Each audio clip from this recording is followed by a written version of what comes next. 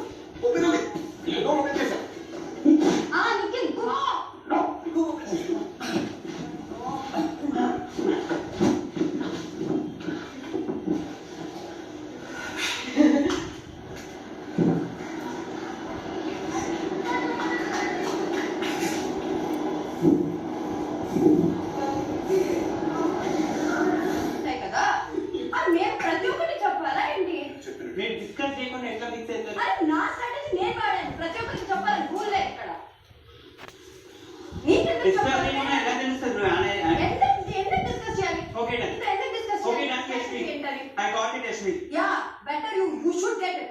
Yeah.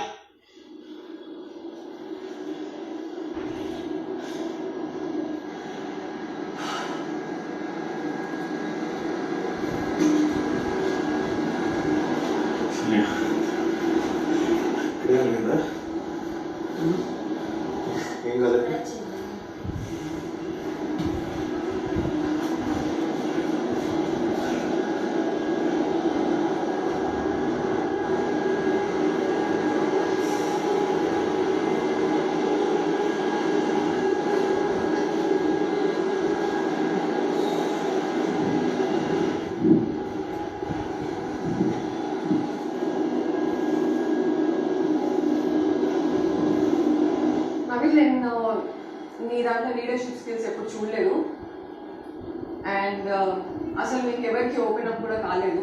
నేనా? Yeah, నువ్వు అనుకుంటున్నావు నేను half of the house most of the house తో ఓపెన్ అప్ అయినా. నీతో హాఫ్ ఆఫ్ ద హౌస్ కాదు కదా, ఇక్కడ overall house most of the house. And also నీకు ఎవరు ఏంటిది అనేది క్లారిటీ ఏం లేదు. ఎవరు ఏంటిది అని తెలియదు, ఎవరికి ఎక్కడ రెస్పెక్ట్ ఇవ్వాలి లేకపోతే ఏం కన్సిడర్ చేయాలి అనే పాయింట్స్ తెలియదు.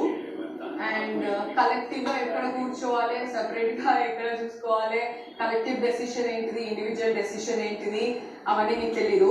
అండ్ మెయిన్ గా అన్నిటికంటే human nature and very common sense తో చూస్తే నీకు స్టాండ్ అయి నించున్న వాళ్ళని నువ్వు కిందకి దించి మరి మాట్లాడేంత అది నీకు నాకు నిన్ననే అనిపించింది. Which is not necessary as a leader, అది రైట్ కాదు. సో నీ వరకు వచ్చేసరికి నీకు స్టాండ్ అయి ఉంటే మాత్రం తోపు, వేరొకరికి వచ్చేసరికి స్టాండ్ అయి ఉంటే అది ఇండివిజువల్ గేమ్, గ్రూప్ గేమ్ అని మాట్లాడుతాము. సో ఆ క్లారిటీ నీకు లేదు బేసిక్ గా. అండ్ ఈ మధ్యనే నువ్వు కొంచెం మాట్లాడడం స్టార్ట్ చేస్తున్నావు. ఈ వీక్ లోనే కొంచెం అంత అందరితో మాట్లాడడం స్టార్ట్ చేస్తున్నావు. ఇప్పటివరకు అసలు మాట్లాడలేదు. ఇవన్నీ రీజన్స్ ఉన్నాయి కాబట్టి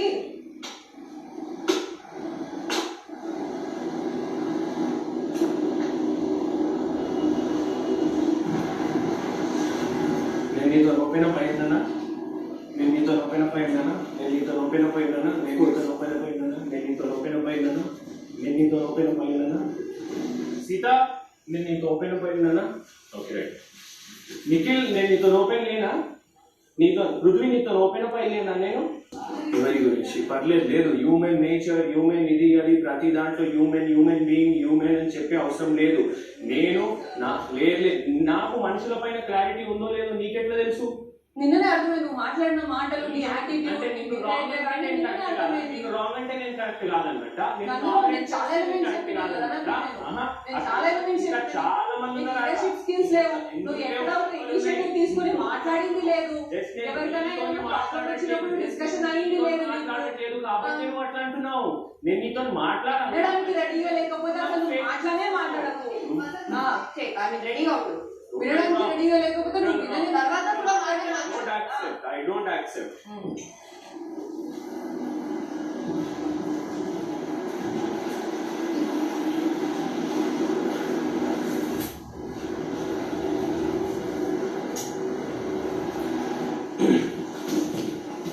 నాకు లీడర్షిప్ స్కిల్స్ లేవంట ఆయన చెప్తాడట. నాకు మనుషుల పైన క్లారిటీ లేదని ఆ మేడం చెప్తాడట. ఆయన నామినేట్ చేస్తే రివెంజ్ నామినేషన్ చేస్తుంది ఆయన.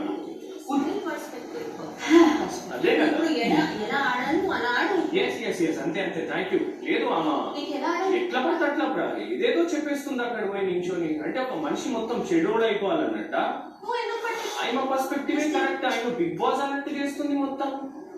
సరే నేను పట్టించుకోను, నాకు అనవసరం అయిపోతుంది.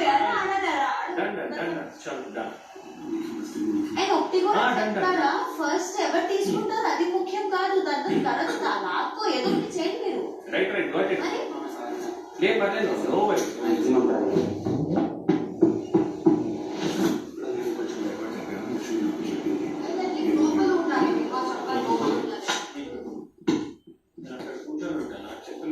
అప్పుడు చెప్పారు బిగ్ బాస్ లోపల ఉండాలని. నేను ఇక్కడ కూర్చుంటా. బిగ్ బాస్ నాకు కొంచెం ఆమె చెప్పింది నచ్చలేదు.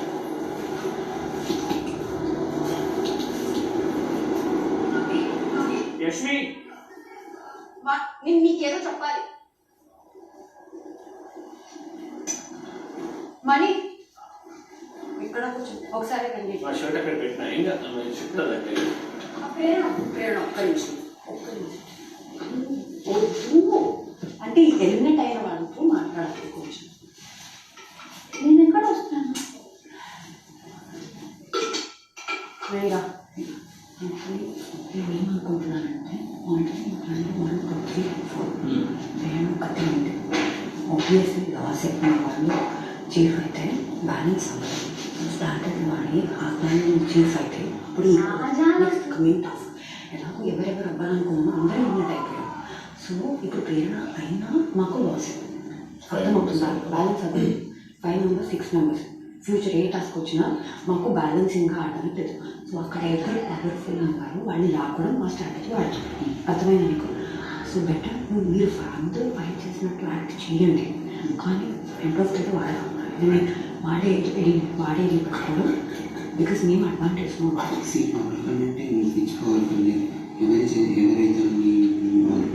ఎంతమంది ఉన్నారు. దాంట్లో ఎవరైనా మాకు టస్కంగా చాలా యూజ్ అవుతుంది, చాలా యూజ్ అవుతుంది. లేదనుకో అక్కడ ఉన్న వాళ్ళందరూ ఐ ఫీల్ ప్రతి ఒక్క వాడరు డిజర్వింగ్. మనకి anybody in that case anybody వాడమని కొట్టుకొని అంటే మాకు అడ్వాంటేజ్ పరంగా చెప్తున్నావు. ఇందాక నేను అడిగినప్పుడు ఎందుకంటే పక్కన